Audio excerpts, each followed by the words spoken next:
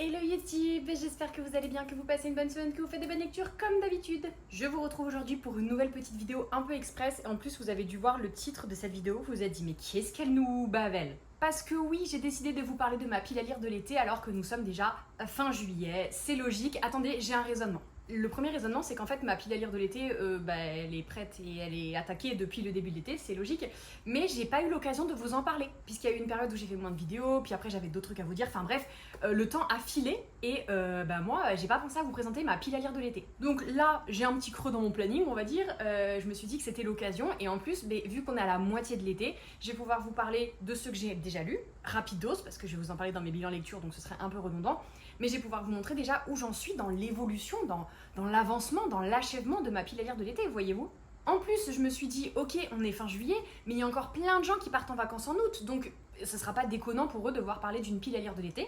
Et à l'inverse, si vous êtes parti en juillet et que du coup pour vous l'été et les vacances c'est terminé, et peut-être que voir ma pile à lire de l'été pourra vous permettre de prolonger un petit peu cette vibe estivale, je ne sais pas. Et de toute façon, je vous rappelle que moi, je n'ai pas de vacances en été, juillet, août, c'est full travail. Pour vous dire, même les jours fériés, Bibi s'y colle. Les joies du commerce. J'ai eu une semaine de vacances en juin puisque je suis allée à New York City, dont je voulais vous faire un petit vlog et au final j'ai pris toutes les prises de vue mais j'ai pas fait le montage parce que il s'est passé des trucs.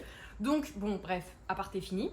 Et après j'ai de nouveau 2 semaines de vacances toute fin septembre, donc en vrai il est possible que si je ne lis pas toute ma pile à lire de l'été durant cet été, je la prolonge un peu jusqu'à fin septembre, t'as vu, donc en fait c'est vraiment été dans le sens large du terme. Mais bref, sans plus tarder, trêve de blabla parce qu'en fait il fait 47 000 degrés, peut-être que la vidéo est sombre, je suis navrée. Il est hors de question que j'allume la lumière, que j'allume mon spot, que je crée une nouvelle source de chaleur dans ce monde qui en a déjà beaucoup trop parce que je sais pas, le soleil s'est rapproché de nous, ça se passe comment là? Tu mets un pied dehors, tu crames. Puisque bien évidemment avec mon organisation légendaire, je vous tourne cette vidéo en plein cœur de la canicule les gars. Il fait actuellement 37, ressenti 42, tout va bien, tout va bien. Comme je le disais, passons donc à la présentation et au petit update sur ma pile à lire de l'été. Voilà donc un peu à quoi ça ressemble, je suis même pas sûre que vous ayez... Attendez, là vous voyez tout? Je peux pas apporter plus haut les gars, je peux pas, je suis au max. Bref, j'ai un peu abusé, j'ai même clairement abusé parce que bon, je pars pas en vacances, je travaille, je lis beaucoup certes, je lis vite certes, mais je sais pas, ça me paraît un peu ambitieux, écoutez on verra ce que ça donne. Je pose parce que c'est un peu lourd. Et en même temps vous voyez ça là, ça fait partie de ma pile à lire de l'été, et j'ai déjà lu. Donc je vais commencer par vous présenter ceci, sachant que je ne vais pas m'apesantir dessus parce que la semaine prochaine, normalement, on croise les doigts, vous aurez ma vidéo bilan et haul. Bon déjà j'ai beaucoup trop craqué, genre vraiment les gars je crois que c'est un des plus gros hauls que j'ai jamais fait de ma vie, j'étais en roue libre. Mais j'ai aussi beaucoup lu et en fait j'ai lu ceci notamment, donc je vais pas trop vous en parler dans cette vidéo puisque je vous en parlerai dans mon bilan. Bref, vous avez compris, mais quand même je vous parle rapidement de ceci. Donc le premier qui était dans ma pile à lire de l'été c'est The Nanny de Lana Ferguson. Je suis en train de me rendre compte que c'est que des livres en anglais là, carrément, genre la meuf elle y allait à fond. Lana Ferguson, j'avais lu plusieurs de ses romans, de Fake Mate et de Game Changer. Et là, c'était un de ses premiers. Je me suis dit, allons-y, c'est une histoire, comme vous vous en doutez. C'est une romance avec un single dad et du coup, la nourrice. Donc, voilà. Grosso modo, le pitch est un peu chelou. Accrochez-vous, c'est très bizarre de commencer cette vidéo par ça d'ailleurs. En gros, c'est une meuf qui avait l'habitude d'être sur OnlyFans. Des vidéos un petit peu osées. Elle a totalement arrêté son compte parce qu'il s'est passé quelque chose, elle a voulu passer à autre chose. Et en fait, elle trouve un taf en tant que nourrice pour une petite fille qui a une dizaine d'années et son père du coup qui est célibataire. Et en fait, elle est très très attirée par le père et elle se rend compte très vite que c'était un de ses fans sur OnlyFans. C'était extrêmement gênant. Je vais pas vous le cacher, voilà, je rentre pas dans les détails, j'ai bien aimé, c'était une jolie romance, trop de semaines bien évidemment. Mais c'était un peu gênant. Le postulat de base était non. J'ai rien contre les gens qui sont sur OnlyFans. Vous faites ce que vous voulez. Enfin, c'est votre corps, c'est votre... Voilà, chacun son truc. Mais voilà, bon. Il y avait aussi Just for the Summer, puisque bien évidemment, tout était dans le titre. C'était mon premier roman de Abby Jimenez. Je ne sais pas trop comment on dit. Et les gars, énorme coup de cœur en fait. Ça aussi, c'est que en anglais pour l'instant. Mais il y a le premier de l'autrice, parce qu'en fait, il faut savoir que ce livre fait partie d'une sorte de trilogie qui s'appelle Part of Your World, parce que le premier s'appelle Part of Your World, et en fait normalement t'es censé lire Part of Your World, Truly Yours, non Yours Truly plutôt, et Just for the Summer, sauf que moi j'ai vu la couverture de lui, je me suis dit il a l'air trop chou, je l'ai acheté, je l'ai lu sans avoir lu de premier du coup, ça ne m'a pas empêché d'avoir un énorme coup de cœur pour ce livre. Seulement maintenant j'ai envie de lire les deux premiers quoi, parce qu'en fait c'est des personnages, les personnages principaux des premiers font des apparitions là-dedans, enfin bref il y a des petits liens. Mais ce n'est pas la question, c'était mon premier roman de l'autrice, ça ne sera certainement pas le dernier puisque comme je vous disais, méga coup de cœur. C'est l'histoire de Justin qui a une malédiction en fait, puisque chaque fille avec qui il sort, quand ils rompent, et ben elle trouve l'homme de sa vie et elle est mariée sous les 6 mois, t'as vu? Et un jour, il fait un trade sur Reddit, mais bon bref, en gros, il parle de ça sur les réseaux sociaux. Ça fait un petit peu le buzz et ça attire l'attention de Emma qui, elle, a exactement la même malédiction. Tous les mecs avec qui elle sort, et ben quand ils rompent, ils finissent par se caser. Du coup, ils rentrent un peu en contact et ils se disent « meuf, ce serait pas hyper drôle si genre on sortait ensemble et comme ça, quand on va casser, bah toi et moi, on va trouver l'amour de notre vie, tu vois. Au moins, ça va briser la malédiction. » Donc, ils vont se rencontrer, ils vont se fréquenter. Et en fait, le postulat de base que je vous décris ici, c'est une infime partie de ce roman parce que ça a l'air très léger, très rom-com, très feel-good, etc. En réalité, le roman est beaucoup plus touchant qu'il n'y paraît. C'est incroyable comme c'était émouvant, comme c'était beau. Coup de cœur. Je vous en reparlerai bien évidemment dans mon bilan lecture parce que, mais coup de cœur quoi. Après, je m'étais fixé comme objectif de commencer des séries qui étaient dans ma pile à lire depuis déjà un petit moment. C'est faux, ça j'ai reçu, j'ai lu direct, je suis incorrigible. Mais en tout cas, ceux-ci, ça faisait déjà un petit moment qu'ils étaient là, on va dire quelques mois quoi.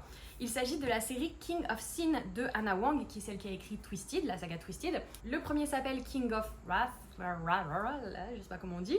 Le deuxième s'appelle King of Pride et le troisième s'appelle King of Greed. Et du coup, chaque tome se concentre sur un des péchés capitaux qui a un petit lien avec l'histoire quand même, bien évidemment. Et qu'est-ce que j'allais vous dire? J'avais un truc à vous dire, je m'étais dit, waouh, c'est important ça de le mentionner. Oui, bah c'est un peu comme la série Twisted, c'est-à-dire que vous pouvez lire un tome et pas lire les autres, vous pouvez lire le 3 sans avoir lu le 4 et le 2 ou quoi que ce soit, mais c'est toujours mieux de commencer dans l'ordre parce qu'en fait le premier couple introduit ceux d'après, etc., tu connais. D'ailleurs le couple du premier tome est d'ailleurs introduit dans le dernier tome de Twisted en vrai. Il y a des petits aperçus en plus d'eux, donc franchement moi j'ai trop kiffé. Après j'ai trop kiffé mais ça a rien de...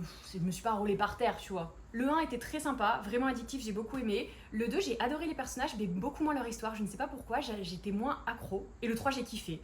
C'est un second chance qui est très bien fait. Et en même temps pas si bien fait, enfin c'est un peu paradoxal je sais, mais écoutez j'ai bien kiffé quand même. Et du coup justement dans le reste de ma pile à lire de l'été, il y a le 4e tome de cette saga qui s'appelle King of Slots, c'est le dernier sorti pour l'instant. Et j'ai très hâte de le découvrir puisque encore une fois on nous a introduit les personnages dans ceux d'avant, donc maintenant moi je suis hypée et curieuse, j'ai hâte de le lire. Et puis bien évidemment, alors ça si vous me suivez sur les réseaux sociaux, vous avez forcément vu que j'ai lu cette saga puisque énorme coup de cœur aussi. Genre j'ai lu le 1, je me suis dit vraiment trop cool. J'ai lu le 2, je me suis dit mais rien ne pourra jamais surpasser ce livre. J'ai lu le 3 et je me suis dit il arrive à surpasser ce livre. Truc de ouf les gars, ça aussi pour le moment ce n'est que en VO, enfin non c'est faux. Le premier tome est sorti en VF, le tome 2 arrive en VF en janvier si je ne me trompe pas et je pense que la suite suivra très vite. Mais qu'est-ce que j'ai kiffé, mais vraiment qu'est-ce que j'ai kiffé, je vais fangirler comme Jaja. Je me suis déjà retenue de ne pas faire une vidéo que sur cette saga, peut-être plus tard, on verra quand plus de tomes seront sortis en français. J'adore. Romance adulte, bien évidemment, il y a du smut. Pas autant que ce que j'aurais pu imaginer, mais je pense que mon seuil de tolérance c'est un petit peu élevé parce qu'il y en a quand même beaucoup. Mais c'est pas fait au détriment de l'intrigue et au détriment de la construction et du développement des personnages, ce que je trouve vraiment super. Le premier suit un joueur de hockey professionnel, le deuxième suit un joueur de basket professionnel et le troisième suit un joueur de baseball professionnel. Au moment où je vous tourne cette vidéo, le tome 4 vient de sortir, donc je l'ai commandé directos, bien évidemment. Je l'attends et je vais bien évidemment le rajouter à ma petite palle de l'été. Le 4e s'appelle Play Along et c'est aussi sur un joueur de baseball. J'ai trop hâte parce que, même principe que les sagas en romance, hein, le premier tome introduit en fait tous les autres personnages puisque là on suit Xander et Stevie. Donc lui c'est un joueur de hockey professionnel, j'ai bugué de ouf. Elle c'est l'hôtesse de l'air de la compagnie qui les fait voler pour aller à leur match pro. Au début, ben, ça se passe pas très bien et puis finalement, petit rapprochement, tu connais. Le deuxième tome, du coup, se concentre sur Ryan, qui est le frère de Stevie, et sur la meilleure amie de Stevie, qui ont tous les deux été introduits dans le premier tome. Et Ryan, voilà. Et le troisième tome, du coup, se concentre sur un des amis de nos petits sportifs préférés, qui s'appelle Kai et qui se trouve être single dad, enfin parent célibataire quoi, et un peu en galère parce que la saison reprend et en fait il a personne pour garder son fils, puisque aucune nounou ne trouve grâce à ses yeux. Et en fait la fille du coach va intervenir pour s'en occuper, elle s'appelle Miller, elle est... Voilà. Ça va partir en cacahuète cette histoire, vous le sentez, nous le sentons tous. Mais ça donne des romances les gars, mais des romances. Et vraiment en fait j'insiste, c'est pas tant que la romance parce qu'il y a toujours des sujets hyper sérieux qui sont abordés et j'ai trouvé ça tellement émouvant, tellement beau, tellement bien fait, mais coup de cœur intersidéral pour cette saga, vraiment. Voilà, donc j'en suis à là de ma pile à lire de l'été. Encore une fois, je vous en parlerai un petit peu plus dans mon bilan lecture, mais c'est déjà, si vous les avez lus, n'hésitez pas à me lâcher un petit commentaire. Et maintenant, on passe à ceux que je n'ai pas encore lus et que j'aimerais lire incessamment sous peu, dans les 2 prochains mois, parce que je me laisse jusqu'à fin septembre et mes vacances pour terminer cette pile à lire. Le premier, c'est Hot British Boyfriend de Christy Boyce. Je ne sais pas si vous vous souvenez, le mois dernier à New York, je me suis acheté un livre qui s'appelait Dungeons and Dragons, qui était de la même autrice. Et en fait, j'ai eu un tel coup de cœur pour ce livre que je me suis dit, il me faut les autres. Et bien évidemment, j'ai trouvé celui-ci, j'ai acheté celui-ci. C'est l'histoire de Ellie qui vient de se faire rejeter par son crush, bien en public, bien de manière humiliante, t'as vu. Et en fait, sa réaction tout à fait normale, c'est de quitter le pays puisqu'elle va en Angleterre pour suivre un voyage étudiant. Et elle décide du coup de reconstruire sa réputation et de rebooster son ego. Et quoi de mieux pour ça que de se trouver un petit ami anglais. Sauf qu'apparemment, elle est terrifiée à l'idée de se faire rejeter encore une fois. Et du coup, elle va demander l'aide de Dev, qui est un de ses camarades d'école. Et en fait, en gros, elle lui dit, si tu m'aides à sortir avec mon crush, je t'aide à sortir avec ton crush. Bref, t'as compris, fake dating. Je pense que ça va être incroyable. Sachant que c'est encore en VO. Je suis désolée, il y a beaucoup de VO dans cette pile à lire. Mais restez là, il y a quand même des livres en français. Et surtout donc en VO, mais surtout c'est de l'ado. Enfin, il n'y aura pas de smut parce que c'est des adolescents eux-mêmes. Donc j'ai très hâte de découvrir ça et je pense que cette petite parenthèse entre tous les livres de smut là, ça va me faire du bien. Celui-ci les gars, mais bien évidemment que celui-ci il allait être dans ma pile à lire de l'été. Je l'attendais avec tellement d'impatience. Il s'agit bien évidemment du nouveau Elena Armas, qui est l'autrice de The Spanish Love Deception, The American Roommate Experiment, The Long Game, etc. Et c'est son nouveau livre. Donc là c'est un tome un peu compagnon de The Long Game, puisqu'on nous introduisait les personnages de Josie et Matthew. Matthew qui était le meilleur ami de l'héroïne de Long Game et Josie c'était quelqu'un qui habitait dans le village où elle a été projetée. Et en gros, j'ai l'impression que c'est un faux mariage. Un mariage de convenance un peu, t'as vu. Je dis j'ai l'impression parce que je n'ai pas lu le résumé. Moi je lui fais confiance à elle, hein. Je cours. Elle sort un livre, je cours. Et je pense que, alors je sais pas pourquoi c'est eux deux ensemble, écoutez je ne sais pas, mais je suis là pour Elena Armas. J'ai hâte de découvrir ça, il paraît que c'est un slow burn bien slow. Il paraît que les personnages sont hyper touchants et que le smut is smutting, donc voyons ce que ça donne. The Spanish Love Deception et The American Roommate Experiment ont été traduits en français. Je sais que beaucoup d'entre vous l'ont lu, je sais que beaucoup d'entre vous ont eu un peu de mal à accrocher et je pense que celui-ci sera dans le même style, hein. C'est très long, c'est un peu cliché, c'est un peu tiré par les cheveux. C'est pas grave, moi j'adore. Donc j'espère que j'aimerai autant celui-ci que j'ai aimé les autres. Autre autrice obligatoire de ces vacances, Carly Fortune, puisque c'est celle qui a écrit Meet Me at the Lake, Every Summer After, donc en français Tous nos étés et Rendez-vous au bord du lac tout simplement. Et ça c'est son dernier qui est sorti aussi en anglais et qui je pense ne va pas tarder à être traduit en français, ne paniquez pas. Il s'appelle This Summer Will Be Different et je vous en avais déjà parlé parce que je l'ai acheté il y a déjà plusieurs mois. En gros, c'est l'histoire de Lucie et Félix qui vont toujours en vacances au même endroit, qui se retrouvent chaque année et qui ont du mal à se résister. Et là, apparemment, on les trouve bien après. Et on essaie de comprendre. En fait, c'est toujours un peu la même chose avec Carly Fortune. Hein. On essaie de comprendre pourquoi ils en sont où ils en sont maintenant, ce qui s'est passé, etc. etc. Je ne sais pas pourquoi j'ai fait cette petite accent anglais sur les etc. Mais vous avez l'idée. C'est très très summer vibe. Alors, tout est dans la couverture. En général, c'est des très belles histoires. Le petit plot twist parfois qui fait du bien. Écoutez, allons-y. Celui-ci de Sophie Kinsella s'appelle The Burnout. Il a été traduit en français. Il s'appelle Le Burnout. Jusque-là, on est d'accord. Et moi, Sophie Kinsella, j'avais lu L'accro du shopping. J'avais surkiffé. Grosse série coup de cœur quand j'étais ado. Et du coup, j'étais curieuse parce que ça fait un moment que j'ai rien lu d'elle. Et je me suis dit, allons-y, tentons. En plus, je vous cache pas que le titre me parle un peu. J'ai vu des bons retours. Je me suis dit, allons-y. Sauf que, et c'est là où je suis un peu inquiète, j'ai essayé de le lire la semaine dernière. J'ai lu genre une 40aine de pages et j'avais trop du mal à accrocher. Est-ce que j'avais du mal à accrocher parce que je n'étais pas dans le mood pour ça? Est-ce que j'avais du mal à accrocher parce que c'est très lent? Est-ce que j'avais du mal à accrocher parce que c'est nul? Je ne sais pas. J'ai décidé de le mettre de côté parce qu'en plus je partais en week-end donc je voulais pas m'encombrer d'un livre que j'allais pas lire ou quoi que ce soit. Donc je l'ai mis de côté et en fait ce qui m'inquiète maintenant c'est j'ai peur de plus jamais le reprendre. Parce qu'en fait commencer à le lire et te dire ah j'accroche pas mais c'est pas grave je termine, bon c'est une chose.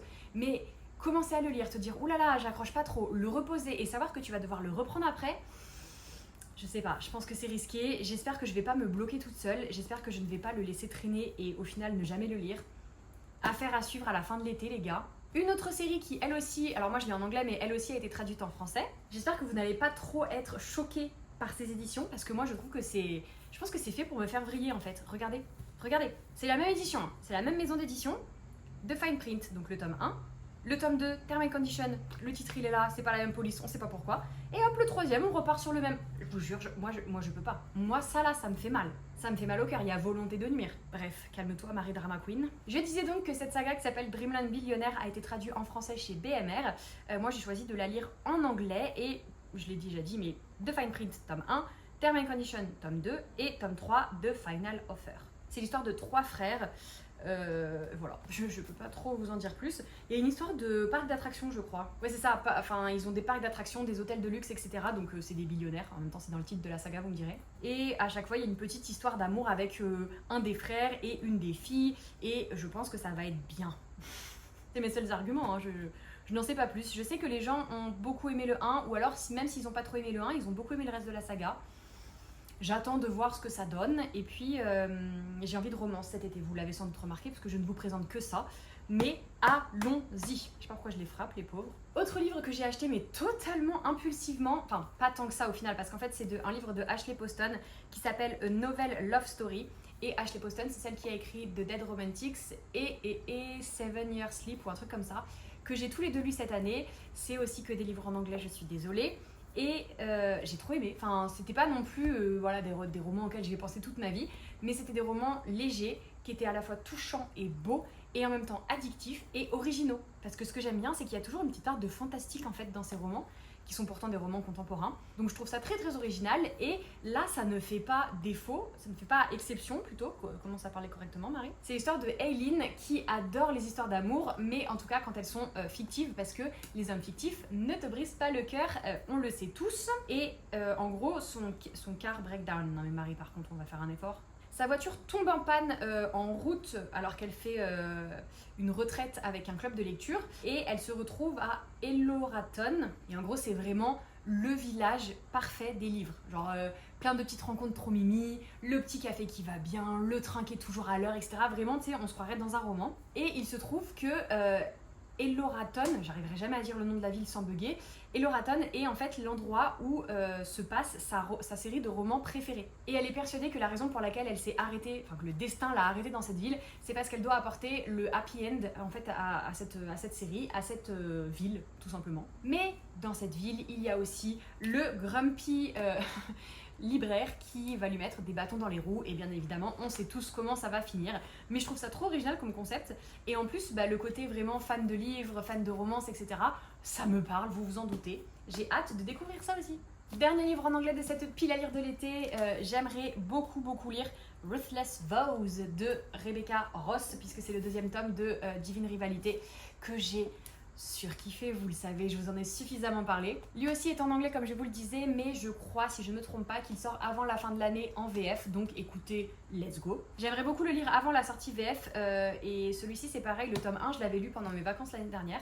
Je me dis ce serait un joli clin d'œil de lire le tome 2 aussi pendant mes vacances, sauf que ça fait un moment que je l'ai celui-là, mais je le fais traîner parce que je suis terrifiée à l'idée de ne pas aimer autant le tome 2 que j'ai aimé le tome 1. Quand le premier tome est un énorme coup de cœur, c'est difficile de se placer à la hauteur, peu importe à quel point le livre est bien, et j'ai peur du coup d'être déçue, alors qu'au fond, voilà, et il faudrait bien que je sache comment ça se finit un jour.